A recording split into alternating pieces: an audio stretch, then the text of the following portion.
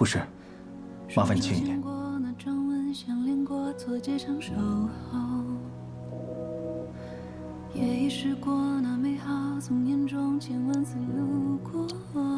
家属注意看着患者情况，有事喊我啊。好，谢谢你。每当你开口，这一周里明明的寂寞，晚霞拂过你的轮廓，就知道日落带走梦，留下我不难过。羡慕尘埃落在你心中，像烟花一过，奔向星空，不怕痛，从不怕燃烧，哪怕瞬间闪烁，就挥霍眼泪。醒了。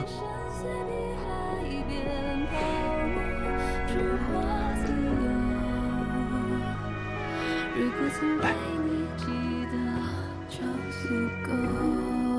你在我公司发烧，晕倒了，我把你送到这里来了。谢谢你啊，沈先生。不用客气。这次是有点不当心了，我以为吃2颗药能扛过去的。医生说你疲劳过度，必须要注意休息啊。不好意思。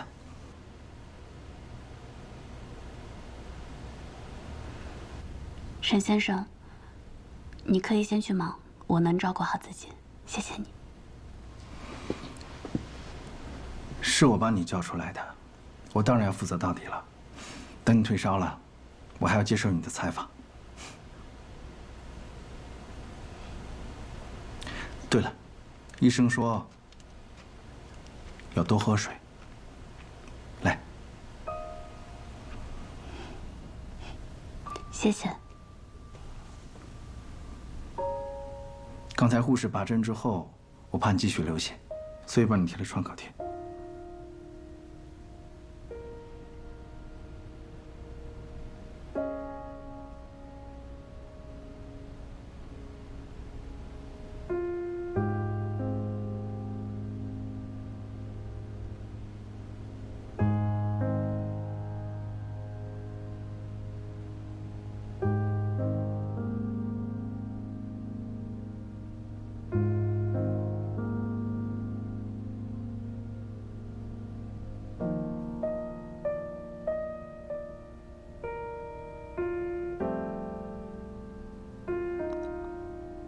浩明回来了，你带他过去吧。妈，给您正式介绍一下，她就是许妍，我的女朋友。袁阿姨您好，我是许妍。这位是马阿姨，这是孟阿姨。很高兴见到你们，马阿姨、孟阿姨。我总听浩明提起你，今天终于见面了，欢迎你。坐啊。谢谢。浩明，爸爸在书房等你，说有事情找你谈。好，帮我照顾好妍妍。知道了，放心。喝点水吧。阿姨我自己来，给你加点。谢谢。帮你添一点。啊。哎，你家小布就是聪明，不愧是在 FCA 拳展上拿过冠军的。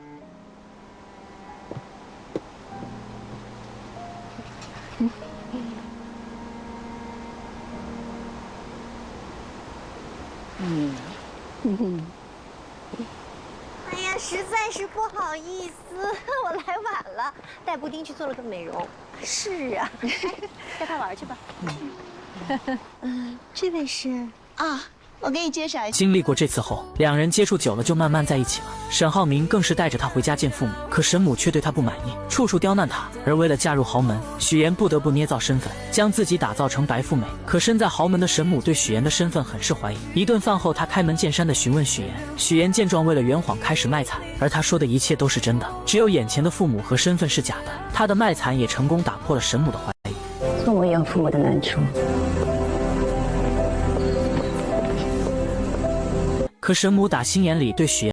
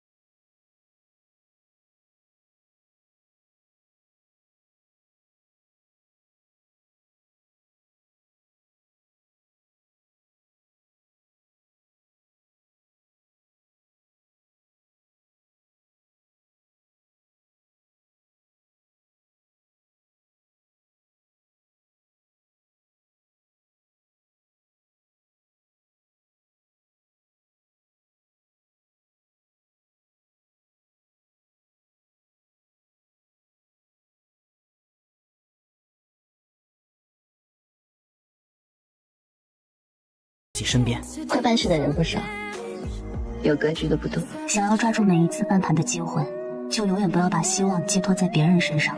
不过就是拿你有的换你要的。许岩，我以前怎么不知道你这么有野心、有手段？我能挖独家，能做全链条，有专业能力，我凭什么不争不抢？我从来不觉得有野心、有手段是句坏话，就当你在夸我了。原来许岩通过策划的家宴节目，收视率一路飙升，不仅得到了梦寐以求的主持人位子，还不用看电台一姐的脸色。可对方却很不服气，认定许岩就是靠富二代男友才有的今天，甚至以前辈的身份提前来抢许岩的化妆时间。许岩不想为难化妆师，便让他先化妆，可孙思维却不依不饶，嘲讽许岩就录了一次节目，就以为能和自己平起平坐了。许岩听完后并没有生气，而是拿出自己的成绩，表示不仅仅是这个节目，还有其他节目邀请他，而且自己的节目播的时候平均收视率是4，孙思维的却是1，谁有实力这不是很明显？孙思维听完后瞬间破防，嘲讽许岩要不是绑上了个富二代男友，怎么可能会有这样的收视率？还造谣许岩的策划案是不是都是男朋友买的？但许岩丝毫没有生气，而是微笑着对了回去，气得孙思维直接摔了化妆刷。可他明明记得许岩刚来公司的时候，家里只有一个姥姥，什么时候有一对父母在国外，还成了高知家庭。小助理觉得许岩有没有可能是富家千金隐瞒身份，勤工俭学体验生活？毕竟她要嫁的还是建筑业的太子爷，身份肯定是经过调查的。但即使这样，孙思维还是对许岩的身世抱有怀疑。另一边沈浩明来接许岩，许岩很是高兴，还让他帮自己选一下下一次节目的菜系。而沈浩明为了庆祝他成为主持人，特意挑选了一串珍珠项链给他戴上。但许岩却表示自己最想做的就是新闻主持。沈浩明听完后鼓励他，既然想要就努力去做。可许岩深知自己跟男友的出身不同，他根本不会体会到自己一路的艰辛。新闻主播竞争是很激烈的，更别说我这种从来没有播过新闻的人，难上加难的。对于别人或许很难，但对于你，我一直对你很有信心。我总觉得你可以把不可能两人现在看似幸福，但许妍内心却无比纠结。如果男友知道自己的身份后，还会不会像现在这样对自己？隔天，许妍来到沈家，无意间在电视上看到自己的亲生父亲，瞬间就起了生理反应。但为了不让沈家人看出异样，她只能强忍着内心的不适。这时，沈父询问她知不知山西的大云县，许妍直截了当的承认，并且说自己姥姥就是那里的人。现在大云县发展的非常不错了，变化挺大的。另一边，乔家父母在县城里开着一家理发店，在他们眼里，许妍在比乔琳优秀，依旧偏心乔琳。我记得小的那个去上班了，你说有什么用？平时连个电话也没有，就逢年过节啊发一条信息，还是我们家琳琳好，安安心心的待在父母身边。那才是我们的小棉袄。与此同时，乔琳在上班的时候被骚扰，她忍无可忍，直接回击了过去，没想到反被对方倒打一耙，被抓到了警察局。最后还是男友将她接了回去，可回去后非但没有得到安慰，反而被男友父母一个劲的指责，觉得这件事闹到警局很是丢人，认为他就是个惹事精，配不上自己的儿子，根本不给乔琳说话的机会。而乔琳的男友也是个窝囊的，两人在商量婚事的时候，男友一切听父亲的，将婚礼的花费细节全部都报给他，就连收的礼金不跟自己商量，都要悉数交给父母，甚至面对母亲对乔琳的诋毁也一句话也不说。此刻的乔琳再也忍不了，终于说出了自己想要说的话。阿姨，你有什么话就直说吧，你别在这阴阳怪气的行吗？我阴阳怪气的？你说你一个女孩子家，成天横冲直撞的，怎么什么事都不过你大脑啊？今天的事情明明是乔琳受了委屈，可男友父母却一个劲的怪她，担心这件事会影响到男友的事业。夫妻俩的嘴根本就像机关枪一样，嘟嘟嘟的说个不停，让乔琳根本没有一个缓和的余地。乔琳看了看窝囊的男友，终于忍不住选择分手不结婚。可乔家父母得知后，嘴里边都是说男友是银行工作，要多好有多好，根本没有顾虑过他愿不愿意。于是乔琳决定离开这个家，去大城市找妹妹许妍。为了成功嫁入豪门，穷女孩将自己伪造成名媛千金。可就在她成功骗过未来公婆，即将和男友结婚的时候，乡下的亲姐姐却找了过来。妍妍，乔妍。乔琳很高兴能再次见到妹妹，可许妍压根不想见到她。她现在只想先把乔琳支走，因为男友马上就要过来接自己了。但乔琳拉着她就往外走，可越不希望什么就越来什么。两人刚走出去，就迎面撞上了沈浩明。妹妹好。这位是？我是表姐，她来找我。乔琳没想到妹妹竟然告诉男友自己是她的表姐，但她并没有当面拆穿。随后许妍将沈浩明支走后，带着乔琳来到酒店。乔琳再也忍不住质问许妍，为什么不跟男友说自己是她的亲姐姐？我和姥姥落在一个户口本上，我姓许，不姓乔，所以从一开始你就应该知道，我的亲人只有姥姥。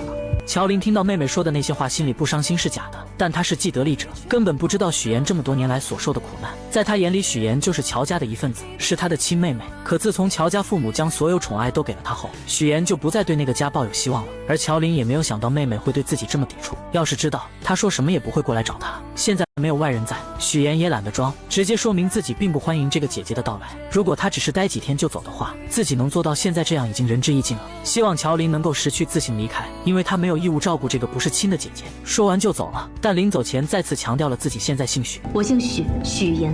乔琳听到妹妹说这些话很是震惊，心里边就以为她是绑上了有钱的男朋友，想要赶紧贴亲自己这个贫穷的亲戚。下了电梯后，许妍给姐姐转了1万用作这几天的开销，乔琳二话不说，心安理得的收下了。在回去的路上，许妍想起小时候的事情，她的出生就不被期待，父母生完姐姐后想要再生个男孩，可自己偏偏是个女孩，还患有先天性心脏病，父亲嫌她是个累赘不想要，是姥姥一把屎一把尿将她带到了6岁。后来因为到了上小学的年纪，爸妈迫不得已才把她给接了回去。就在她以为能得到爸妈的宠爱时，看到的却是他们对姐姐的爱。家里煤气罐没有关闭，姐姐和自己都晕倒了，但是爸爸却选择救姐姐。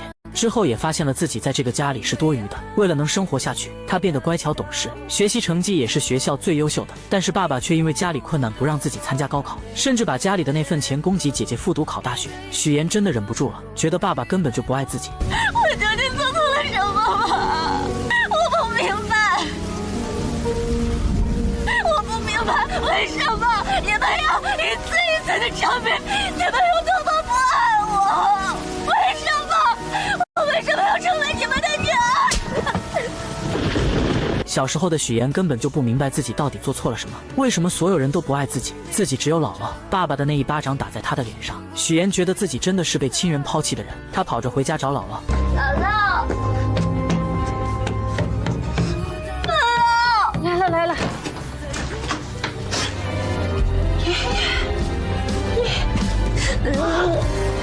其实姥姥也知道自己这个孙女受了很多的苦。就这样，奶孙两个人相依为命过了很多年，直到渐渐长大，许妍还是不想回到那个令人痛苦的家里面。突然一通电话，将许妍的回忆拉回了现实。原来是沈浩明邀请她来看自己培养的花。许妍听着沈浩明说，面前的这朵花，因为一生只开一朵，所以说需要前期不断的经历挫折和打磨，才能够绽放出更美的花。这让她觉得沈浩明就像自己要拼命绽放的花一样，自己无论付出怎样的代价，只要能跟他永远的在一起，一切都是值得的。可现实真跟他想的一样吗？这个绝对是他生命的绝唱。那个表姐，之前没有听你提过，我们的婚礼要不要邀请她？是远房亲戚，本来也不太熟，还是算了吧。让人万万没想到，许妍为了在即将到来的婚礼中隐藏自己的真实身份，竟狠下心将情同手足的姐姐乔琳说成是远房亲戚，还以各种理由认为婚礼不必邀请她前来。此时的远房亲戚正身处一间狭小且简陋的出租屋内，不仅将豪华的酒店给退了，还将许妍给的钱给退了。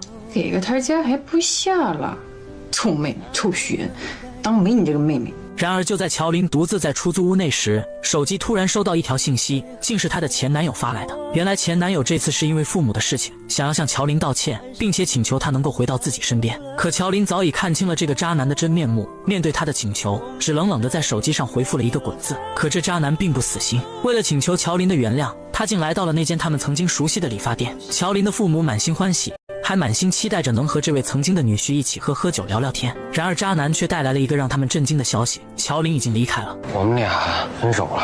乔琳的父母得知女儿去了荆州，心里便隐隐觉得女儿此去必然会去找许妍，于是他们心急如焚地拨通了许妍的电话，可电话那头传来的却是挂断的忙音。为了找到大女儿，两位老人没有丝毫犹豫，按照2年前许妍留下的地址，毅然决然地踏上了前往荆州的路途。当他们风尘仆仆地来到那个小区时，许妍正好带着沈浩明一家人出现在了小区里。许妍一眼就看到了不远处的父母，那一刻她的眼神中闪过一丝慌乱。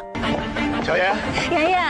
而就在这时，真正的两家人就这样毫无预兆地见面了。许妍精心编织的所有谎言，在这一瞬间如同泡沫一般被无情地戳破。沈浩明一家人得知了事情的真相后，脸上满是愤怒与失望。他们认为许妍是为了骗婚才做出这一系列的事情，于是纷纷开始责怪许妍的所作所为，指责声如同潮水一般向许妍涌来，让她有些招架不住。就在许妍感到绝望的时候，于阿姨轻轻地将她唤醒。原来刚刚所发生的一切都不过是许妍自己想象出来的场景罢了。就在这时，沈浩明突然说道：“下午3点3叔的飞机就要到了。”众人无奈之下，只能暂时放弃做客，选择去接机。在送别沈浩明一家人后，许妍的爸妈也发现了他，随后他们也来到了这个充满故事的地方。于是真假父母在此刻戏剧性的相见了。假父母看到情况不妙，连忙解释自己是婚庆公司的人，然后便匆匆离开了此处。真父母看着即将结婚的许妍，内心开始慌张起来。他们不明白女儿为什么要隐瞒这么多事情，而此时的许妍却冷冷地说出自己不打算邀请父母前来参加自己的婚礼。这句话如同利刃一般刺痛了父母的心。愤怒的父母刚要发作，许妍却将姐姐的地址告诉了他们，然后便头也不回地离开了。许妍的父母按照地址来到了大女儿乔琳的出租屋内。在寸土寸金的荆州，乔琳只能合租一间小小的房间，生活过得十分拮据。这次她打算在荆州寻找一份属于自己的工作，开启新的生活。在与父母的交谈中，乔琳竟然得知了妹妹许妍竟然打算结婚的消息。为了弄清楚事情的经过，她来到了许妍的家门外。就在家门外，乔琳看到了许妍的假父母，随后从许妍那里得知了一切真相后，乔琳终于明白了妹妹最近做出这些荒唐事情的原因。你说你如果以后跟沈浩明结婚了，你打算怎么办？继续骗他一辈子。原来许妍一直渴望嫁入沈家，为了达到这个目的，她不惜编织一个又一个谎言，甚至伤害到了身边最亲近的人。然而许妍却觉得以后的事情可以以后再慢慢解决。在她看来，为了能够嫁入沈家，自己只能做出这些看似过分的事情。此时的许妍眼中闪烁着一种坚定的光芒，她终于说出了自己内心深处的想法。当她第一次看见沈浩明的时候，仿佛自己的世界才真正出现了光明。沈浩明是她见过唯一一个对她负责的人，在她心中，沈浩明就是那个能带她走出困境走向幸福的人。为了这份所谓的幸福，她愿意付出一切代价。你这胆子也太大了吧？那万一沈家人知道怎么办？你怎么收场呀？你不说就不会有人知道。你还打算继续骗呀？你说你这么聪明，你干嘛干这么愚蠢的事儿呢？在他看来，谎言终究有被拆穿的那一天，到那时一切美好的幻想都可能化为泡影。可此时的许妍却陷入了自己的执念之中，她觉得自己的事业正处于上升期，而这份来之不易的爱情，更是她生命中的救赎，是她无论如何都要紧紧抓住的。在她心中，事业和爱情缺一不可，她坚信自己有能力将这两者都牢牢掌控在手中。告别姐姐后，许妍独自坐在家中，品尝着姥姥亲手做的桂花蜜。就在这时，手机铃声突然响起。是沈浩明打来的电话。原来沈浩明在查看婚礼名单时，发现自家那边来参加婚礼的家人数量众多，而许妍这边却只有她的爸妈和2位同事。许妍见状只好无奈地解释，称家中亲戚平时不常走动，彼此关系比较疏远，所以不想邀请他们前来参加婚礼。就在这时，沈浩明不经意间提到了姥姥，他眼中闪烁着温柔的光芒，诚恳地说自己想陪着许妍一同回去探望姥姥。许妍心中一紧，他深知如果沈浩明一同前往，自己的谎言将会彻底暴露。于是他急中生智，以公司业务正处于关键时期，需要他亲自处理为由，巧妙地拦住了沈浩明。挂断电话后，许妍陷入了沉思，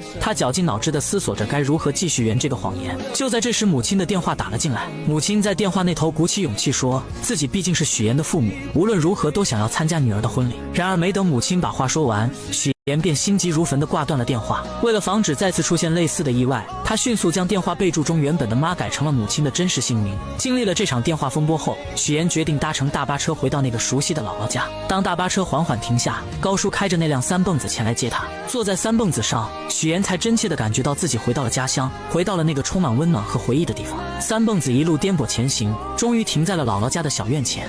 许妍迫不及待地走进院子，一眼就看到了正在忙碌的姥姥。姥姥正站在凳子上，小心翼翼地摘着桂花。许妍心中一酸，赶忙快步上前，轻轻扶着姥姥从凳子上下来。随后，她挽起袖子，帮助姥姥采桂花。这不是今年嘛，雨水多，天又冷，我怕呀，这些桂花要是再不摘完的话，过了花期了，以后甜甜的桂花酱就做不了了呀。然而快乐的时间总是过得飞快，夜幕降临，许妍和姥姥坐在院子中的石凳上，吃着新鲜的水果，月光洒在他们身上，为这个宁静的夜晚增添了几分温馨。许妍犹豫了许久，终于鼓起勇气向姥姥说起了自己谈的那个男朋友，还提到自己打算下个月就结婚。姥姥听到这个消息，脸上立刻露出了开心的笑容，可许妍的脸上却没有丝毫的喜悦，她的眼神中透露出一丝复杂的情绪。随后她缓缓地说起了爸妈来到了荆州，还表示自己和他们之间根本没有多少感情，所以不想让他们来参加婚礼。姥姥心里有数了，我打电话把他们叫回来，不会让他们再去荆州了。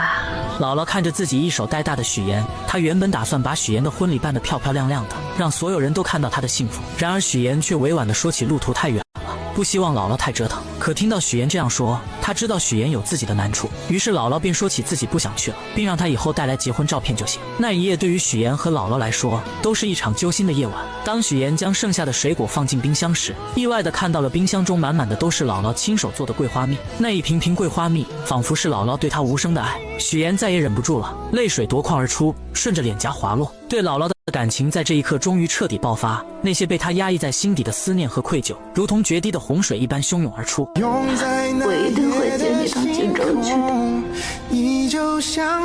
的，我一定会让你过上好日子。在返程的途中，许妍再次回想起以前，家里没有人记得她的生日，只有姥姥记得，每年都会把她叫回来过。是姥姥供她读完高中，考上大学。上大学的时候，是姥姥拿出一辈子的积蓄给她，所以许妍什么都不在乎，她只想赚很多很多的钱，让姥姥过上好日子。所以上大学后，她一个人打好几份工，给别人当家教，穿上厚厚的玩偶服宣传，在饭店干服务员，一直忙到深夜都舍不得打车，把赚到的钱除了留够生活费，全部都给姥姥打了回去。哎呦，妍妍，你怎么又给姥姥挤钱了呢？姥姥一个人花不了这么多钱的，倒是你在外面读书，你肯定花钱的地方很多呀。吃饭你不许给我省啊，多喝牛奶，多吃鸡蛋，还有那个叫什么维生素，营养补充啊，对吧？我知道了。这么多年，要不是姥姥，她也不会坚持到现在。我告诉自己，只有通过勤奋和努力，才能帮自己翻越一座又一座的高山。只有让自己强大，才是一劳永逸的事。只有达到所有的目标，才能弥补我所有的过失。回到荆州后，许妍的生活又迎来了新的变化。刚与她见面的沈浩明满心欢喜地送给她一颗20克拉的大钻戒。此时的许妍心中五味杂陈，她深知自己曾经为了某些目的撒下了谎言，如今必须要靠自己的力量去弥补那些过失，去报答那些自己对不起的人。第二天，沈浩明来到公司，意外地见到了一个老朋友方磊。沈总好。我叫方雷，接下来为您汇报178号地的风险评估报告。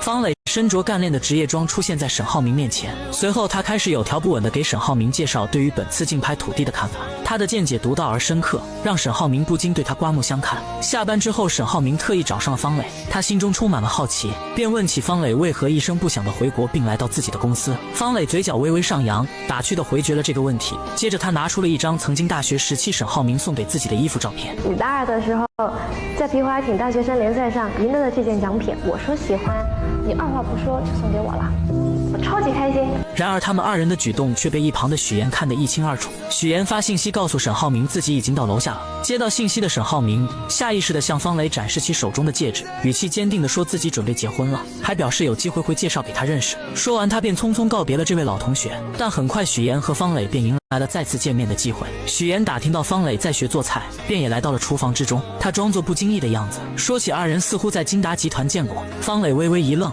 随即露出了礼貌的微笑。你好，我是许岩。你好，我是方磊，我是沈浩明的未婚妻。此时的方磊也说起了他们家与沈家是世交，很久以前就已经认识了。许岩听后心中暗自警惕，他将方磊当成了潜在的对手，表面上却亲切地称方磊为妹妹，这看似友好的称呼，实则是在向方磊宣示着自己的主权。随后许岩看着方磊做好的沙拉，他便上前请求品尝一块。吃完后，他热情地邀请方磊去吃饭。在饭桌上，两人之间的火药味十足。方磊看着细心照顾自己的许岩，便说起在留学的时候沈浩明对自己的照顾。他还提到以后在公司可能还要麻烦沈浩明。那你把工作做好，就不会麻烦他了，对不对？眼看在言语上似乎占不到上风的方磊，便说起了许岩这么漂亮，和沈浩明即将要结婚，自己准备给二人当伴娘。在这场爱与较量的复杂乐章中，许岩、沈浩明和方磊三人之间的关系错综复杂，他们的故事有将会如何发展？女人伪造身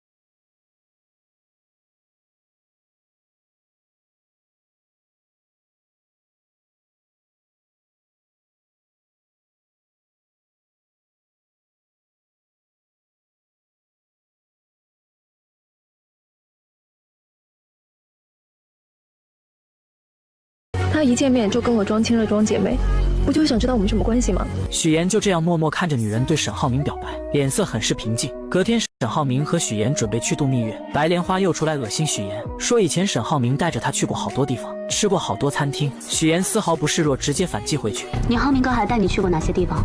麻烦你都整理好发给我。喝了酒就别进泳池，容易被淹死。女人这才反应过来，昨晚她所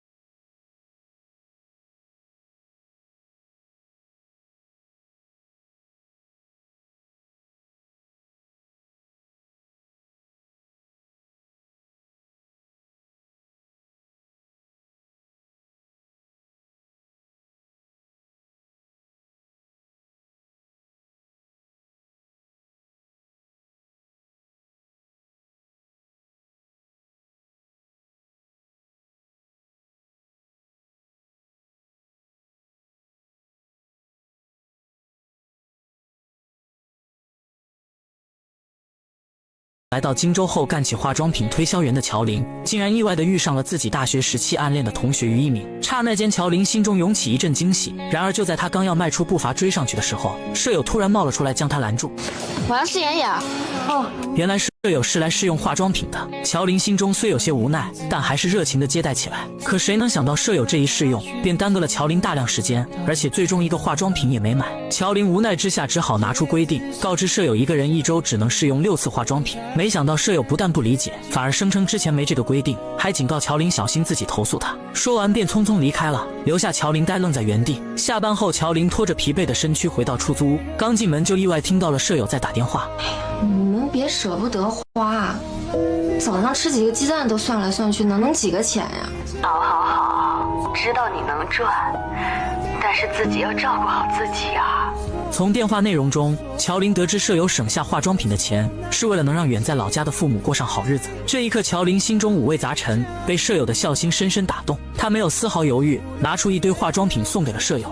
这些都是你试过的试用装，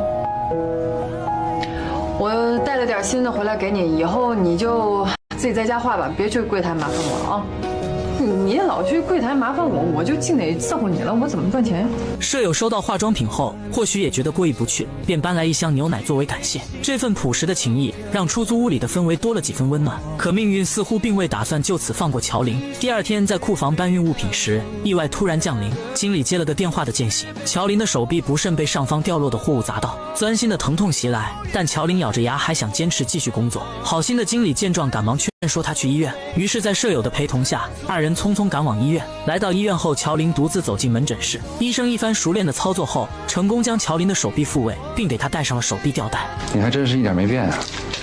就在这时，医生缓缓摘下了口罩，乔琳定睛一看，竟是当天在商场遇到的暗恋同学于一鸣。一时间，乔琳又惊又喜，心中泛起层层涟漪。于一鸣关切地询问起乔琳家人的情况，得知乔琳的家人都在老家，只有许妍还在荆州。原来于一鸣曾向许妍表白，却被拒绝。此次见到乔琳，便想通过她再次见到许妍，于是提议让许妍来医院接乔琳。不久后，许妍匆匆赶到医院，看到受伤的乔琳，她急忙询问情况，得知并无大碍后，便与这位曾经的老同学于一鸣聊了起来。于一鸣看着眼前曾经的白月光许妍，心中满是感慨。二人开始深入了解彼此的现状。交谈间，于一鸣注意到许妍手上那枚耀眼的20克拉大钻戒。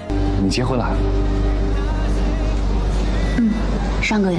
瞬间明白二人之间已再无可能，心中不禁涌起一丝失落。随后他默默返回了自己的科室。然而此时的乔琳却已被于一鸣深深吸引，目光始终追随着他的背影。随后许妍带着乔琳回到那间狭小且简陋的出租屋，看着屋内仅有一个卫生间，家具也不齐全的环境，并且他看出乔琳铁了心要留在荆州打拼，便决定帮他改善居住条件，同时也为了减少自己日后的麻烦。当天晚上，搬家人员便上门准备将乔琳的东西搬到对面的房子里。乔琳本想拒绝，她觉得这样太麻烦许妍了。许妍见状便提起小时候乔琳对自己的帮助，这份情谊许妍从未忘记。就在乔琳依旧有些犹豫时，许妍说出了一个让她无法抗拒的理由。我忘记告诉你，新家公寓邻居是于一鸣。不要搬了，几位大哥。搬得搬。那个对不起啊，刚刚那个我帮你们搭包去。当听到新家的邻居是于一鸣，乔琳的态度立马360度大反转，立马就搬家。许妍对这个姐姐很了解，她也知道姐姐一直都暗恋于一鸣，所以她就是故意这么做的。乔琳搬过去的第一天大早就收到了于一鸣的早餐，这让她万分惊喜。乔琳，啊。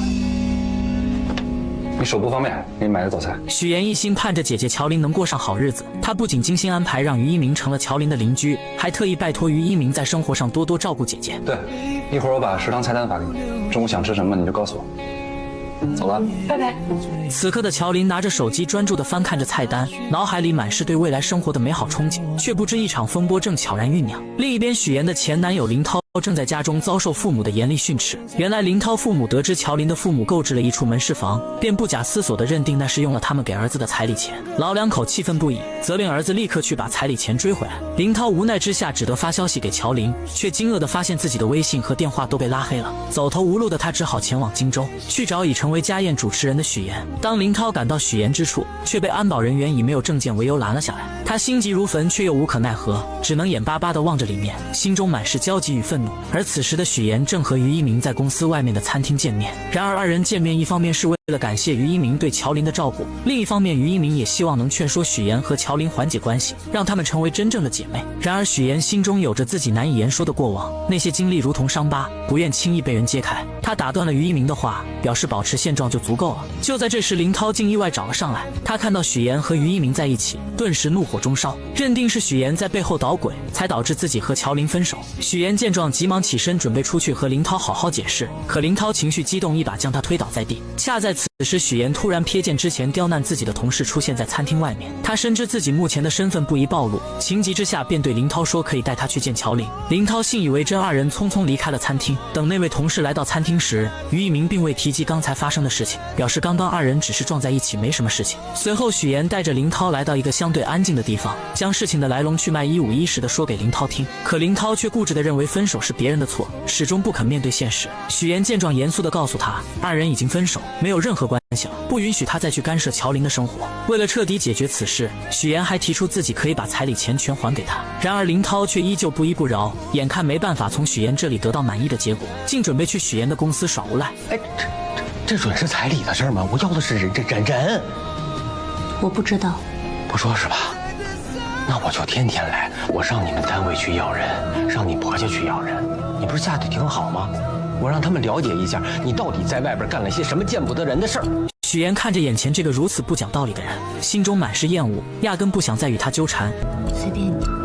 直接转身离开了。第二天，许岩来到乔琳家中，把昨天发生的事情一五一十地告诉了姐姐。为了平息这场矛盾，也为了防止自己身份暴露引发更多麻烦，许岩决定还给他们家彩礼钱。乔琳觉得这家人是真的很奇葩，既然他想见自己说清。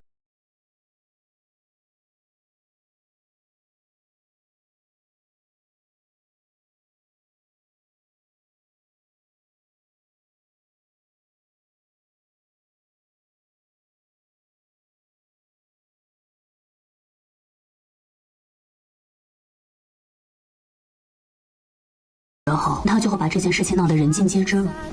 到那个时候，我的单位、沈家，所有人都会知道。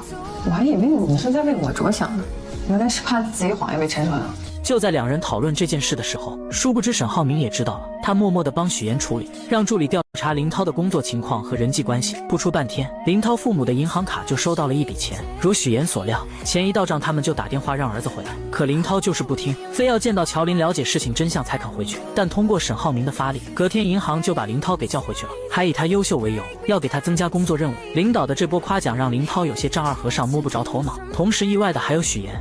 以林涛的性格，我原以为他会不依不饶，没想到这个人突然就消失了。不久后，许岩无意间发现沈浩明为了向父亲证明自己的实力，正在急于促成一项合作，可合作方十分瞧不起他这个太子爷。别吞吞吐吐，说。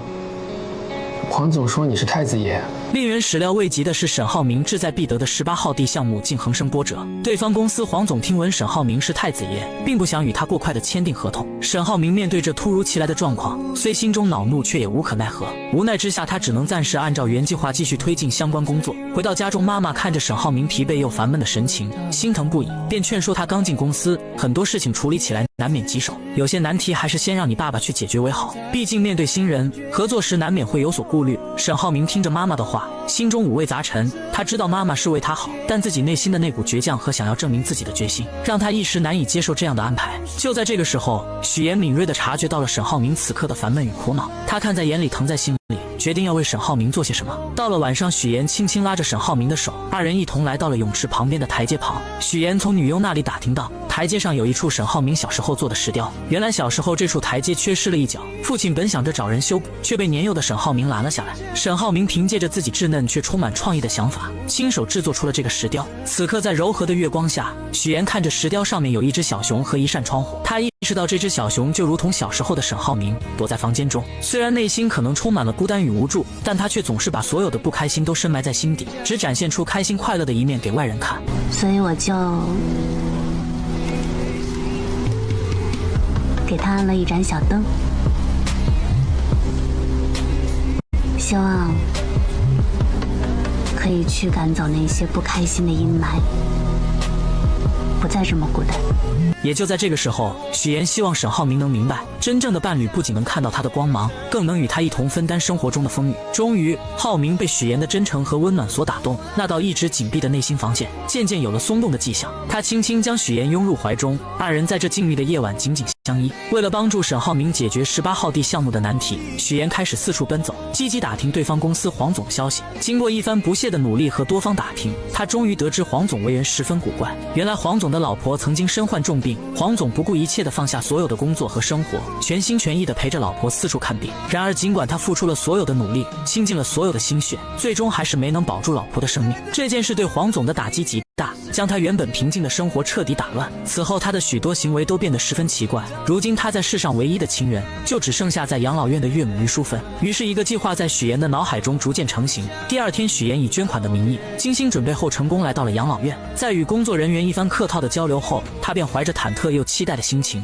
准备前去见于淑芬。当他终于见到于淑芬时，却发现老人已经患上了阿尔茨海默症，且处于中晚期，状态十分不好。老人的眼神迷茫而空洞，不仅拿着扫把到处击打，嘴里还念念有词，又用手里的泥巴捏成素丸子。也就在这个时候，许妍想起了姥姥做的素丸子，那熟悉的味道和温暖的场景，如同电影般在她的脑海中不断回放。晚上回到家，许妍便和姥姥开始打视频电话，让姥姥指导自己做丸子。第二天，许妍再次去拜访于淑芬，她先是从包里拿出精心准备的美味桂花蛋糕，随后许妍想起之前了解到的信息，说起她和自己的姥姥都是支援边疆建设的第一批援疆人，他们有着相似的经历和回忆。果然，这一番话语让于淑芬暂时稳定了下来。然而就在许妍准备喂她吃蛋糕的时候，老人突然又一次失去了记忆，他眼神变得迷茫而警惕，认为许妍是小偷，不仅将蛋糕弄在许妍的身上，还紧张地拿出自己的泥巴丸子开始查看。眼看自己的泥巴丸子没缺少后，许妍便拿出自己亲手制作的素丸子。当于淑芬看到这熟悉的素丸子时，眼神中闪过一丝惊喜和熟悉，她的病情似乎在这一刻缓解了很多。在许妍温柔的安慰下，于淑芬开始吃起了蛋糕。许妍知道自己的这个计划或许能为解决18号地项目的难题带来一丝转机。许妍始终怀着满满的耐心与爱心，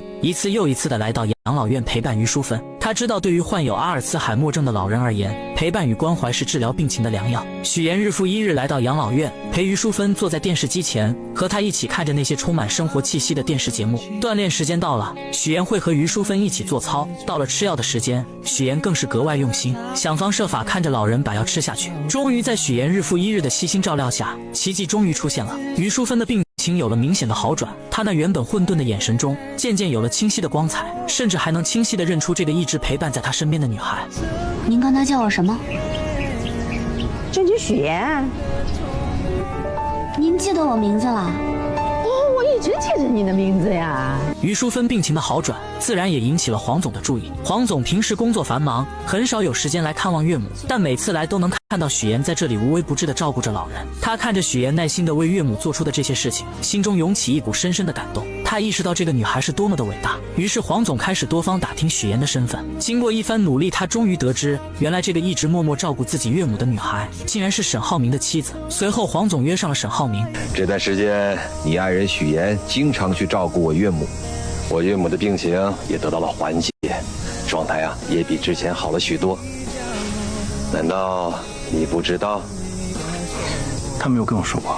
这次见面，黄总表面上说是想和沈浩明一起打球娱乐一下，然而随着交流的深入，话题逐渐转到了工作上。沈浩明敏锐地察觉到这是一个难得的机会，他开始有条理地分析起黄总公司目前面临的问题。他指出，如今黄总的公司正面临着明远集团的激烈竞争，在市场上处于十分被动的局面，而只有2家公司展开合作，才能整合资源，发挥各自的优势，完美解决当前面临的问题，让黄总的公司顺利进入核心的竞争圈，在激烈的市场竞争中占据一席之地。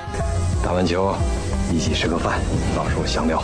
然而就在沈浩明和黄总为了合作事宜积极沟通的时候，一场意想不到的风波正悄然袭来。和许妍处处作对的孙思维对许妍充满了嫉妒和敌意。这天他从同事这里突然看到一则新闻，新闻上报道了一名女子利用假身份请演员先后和3个男人举办婚礼，从中骗取了巨额彩礼。这则新闻瞬间吸引了孙思维的注意力。就在他仔细看新闻图片的时候，突然觉得图片上的演员有些眼熟，他的脑海中立刻浮现出之前不久许妍结婚的场景。当时许妍在整个公司只邀请了主任和一位闺蜜参加婚礼，这让孙思维一直心存疑虑。此刻这个念头如同野草一般在他心中疯长起来，于是孙思维来到主任的办公室，他手里拿着一盒茶叶，脸上堆满了虚伪的笑容，说是来给主任送茶叶的，实际上想要得到主任手机中的照片。他装作不经意地和主任聊起天，然后表示自己想要看看许妍婚礼的布置，说是想为自己以后结婚做打算。主任没有多想，便把手机递给了他。孙思维接过手机，装作认真查看的样子，实际上却在悄悄地将照片传到自己手机上。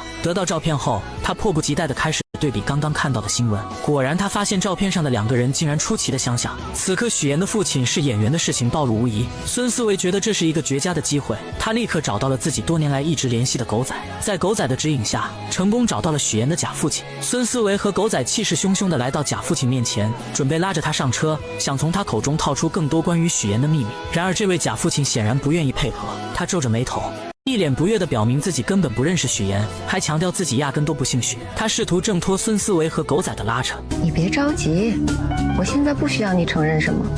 我们既然能找到你呢，肯定就不是毫无根据的喽。合作一下吧。他带着小助理找到假扮许妍父亲的高亮杰，威胁他配合自己，想着在台里推举财经主播的时候给许妍致命一击。一切准备就绪后，他来到许妍面前，说了许多奇奇怪怪的话。你放心，我的这个样片绝对真实，而且足够震撼。他的话许妍并没有在意，而是时刻准备自己竞争财经主持人。他的表现极为出色，评委们很是满意。隔天，孙思维特意邀请许妍做自己节目的嘉宾。许妍不知道他的葫芦里到底卖的什么药，并没有答应。可就在这时，主任出来助攻孙思维，无奈之下，许妍只好答应。节目开始后，孙思维先是向大家讲述了最近骗取高价彩礼的那个新闻，接着又请来了高亮杰。许妍看见他的那一刻很是惊讶，孙思维看见后觉得自己稳赢。他打开许妍婚礼的照片做对比，还不停地质问两人之间的关系。请问你们是什么关系？照片上的这个人是不是你本人？你是不是许妍的假冒父亲？请你正面回答。许妍见状站起来，把事情的焦点转移到两人的竞争之上。所有人都明白孙思维的能力不行，是他羡慕嫉妒自己，所以才请人来陷害他。可孙思维看着许妍慌张表情，料定自己挖到的就是王牌。照片上的这个人是不是你？你到底有没有假扮许妍的父亲？看着孙思维在那里犀利地说话，在座的同事们也有一点震惊。此刻都在下面小声的议论，一时之间许妍的身份就这样被大家怀疑，她也顿时被推到了风口浪尖上。而孙思维看到许妍有点慌张的样子，觉得自己这个王牌简直是太炸裂了，看到对方反应不过来的那种表情，更是到达了制高点的高兴。可他万万没想到事情会迎来反转，高亮杰临时变卦，不是，那人不是我。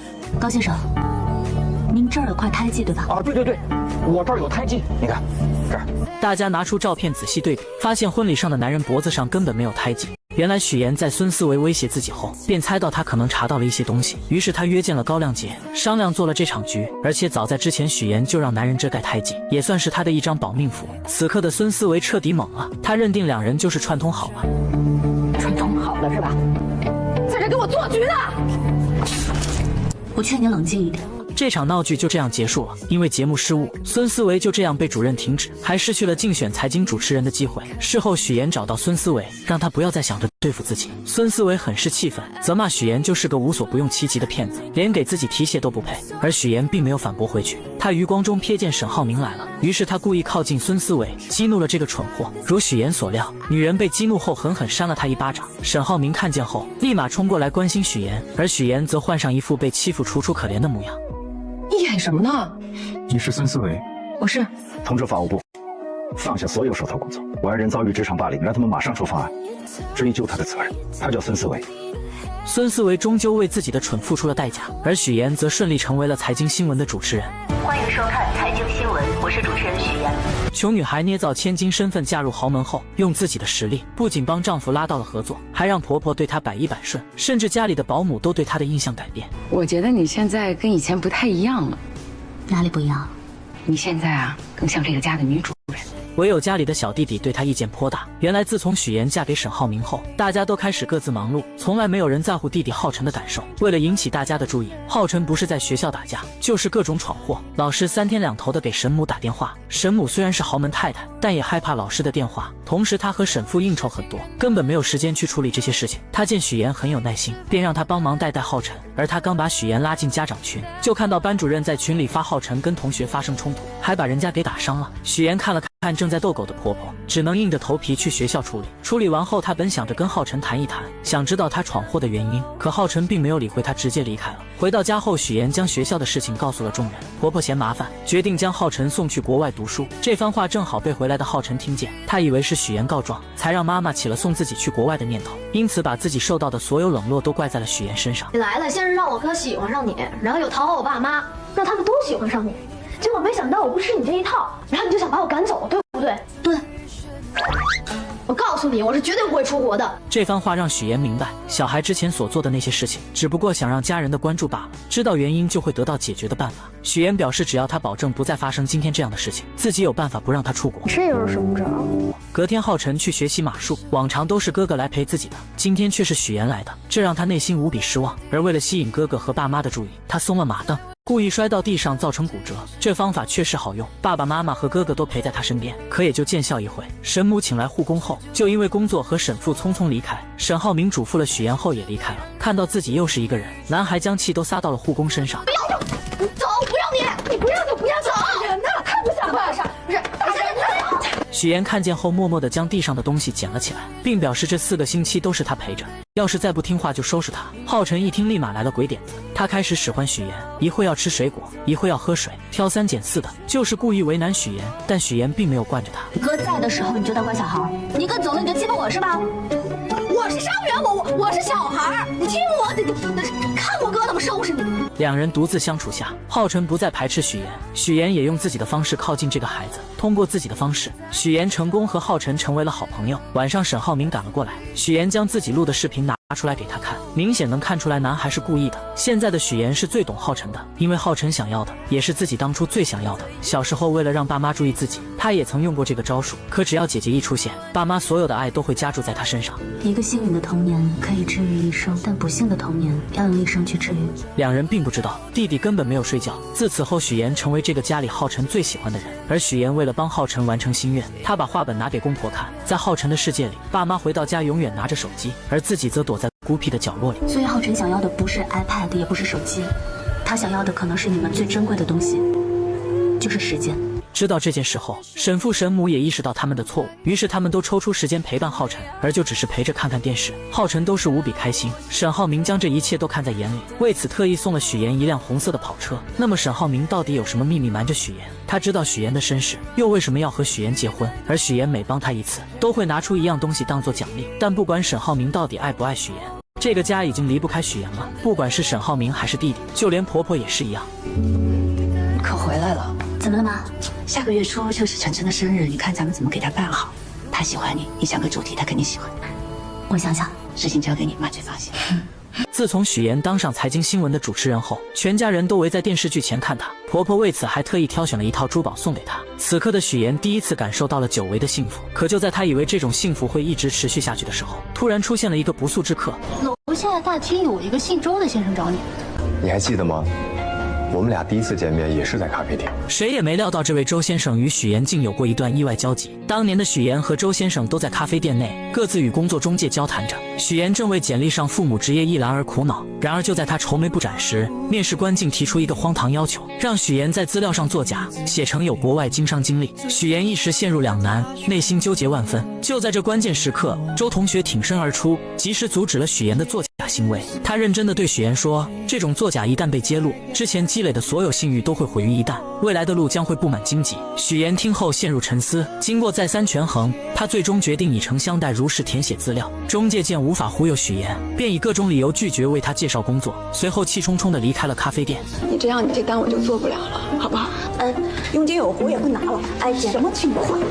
许妍失落地走在路上，手机铃声突然响起，又是一个公司拒绝她的电话。接二连三的打击让她的心情坠入谷底。就在她最无助的时候，周同学出现了。他手中拿着2朵用简历做成的向日葵，递到许妍面前，温柔地鼓励她不要放弃，要坚持下去。那2朵向日葵在夕阳的余晖下，仿佛散发着希望的光芒。然而命运似乎并未打算轻易放过他们。就在这时，周同学也接到了一个电话，电话那头传来他被公司拒绝的消息。不好意思啊，现在我也需要1朵。投资人手续不来了。那一刻，黄昏的光线洒在他们身上，两人竟成了同病相怜的苦命人。在交谈中，他们才知晓彼此的身份。回忆至此，许岩回过神来，看向面前的周泽远，好奇地询问他找到自己的原因。周泽远微微一笑，带着许岩来到自己的公司。一进公司便感受到一种蓬勃向上的气息。周泽远开始兴致勃勃地介绍公司的情况。公司近期完成了一系列融资，还在全世界各地开设了分部，甚至与各大知名机构达成了深度合作。此刻的他意气风发，浑身散发着功成名就企业家的自信光芒。二人来到办公室后，周泽远道出此次邀请许岩前来的真实目的，他希望通过许岩结识沈浩明，从而达成更多合作。许岩表面上不动声色，欣然同意，但心里却打起了小算盘。他提出想看看公司最近几年的财务报表，想对公司的实际情况有更深入的了解。就在这时，一位朋友匆匆赶来，说有重要的协议要与周泽远签订。周泽远抱歉地看了许岩一眼，便和朋友离开了办公室。许岩坐在办公室里等待的过程中，起身去了一趟厕所，没想到在厕所里，他竟听到了一个令人震惊的消息：我现在接的活特别轻松，网站一做啥也不干，1天500呢，比你在剧组轻松多了。哎，要不你也过来吧？这个消息如同一颗重磅炸弹，在他心中掀起了轩然大波。为了验证这家公司是否如他所疑是个皮包公司，许岩决定四处探寻一番。他来到公司的设备区，工作人员手忙脚乱地操作着，却怎么也启动不了相关设备。他又看到有人打电话，走近一看，才发现电话线根本就没接上。再来到文件区，一旁的文件夹空空如也，没有一份有价值的文件。此时的许岩心中已然确定，这就是一家皮包公司。看着前来的周泽远，许岩强装镇定说自己有事要先回去。周泽远似乎也察觉到了什么，于是看到了旁边空荡荡的文件夹，瞬间明白了许岩的意图。周泽远搞皮包公司骗钱，于是再次见到他，果断拒绝了他的要求。怎料周泽远早已做好了万全的准备，他以许岩的真实身份作为要挟。有一个道理你一定明白，那就是有些事情无论你再怎么努力，它都改变不了。就像我们这种赤身裸体的人，必须要给自己加上一件高贵的衣服。既然都是同类，那更要互帮互助了。面对周泽远的要挟，许岩真是累极了。